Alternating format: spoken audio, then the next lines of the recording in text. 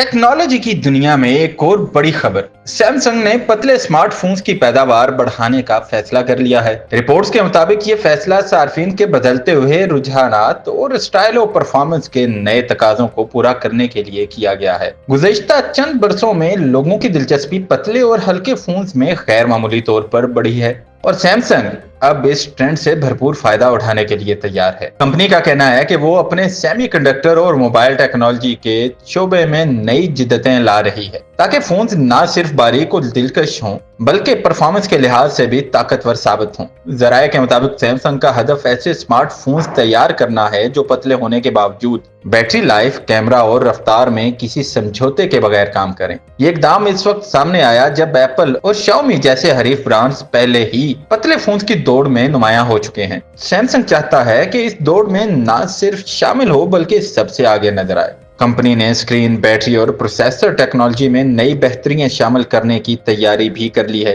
ताकि इसके आने वाले अल्ट्रा थिन स्मार्टफोन्स जदीद डिजाइन के साथ साथ बेहतरीन कारकर्दगी भी पेश करें। यानी अब मुस्तकबिल में आपको ऐसा सैमसंग फोन मिल सकता है जो बज़ाहिर हल्का मगर कारकर्दगी में बेमिसाल हो।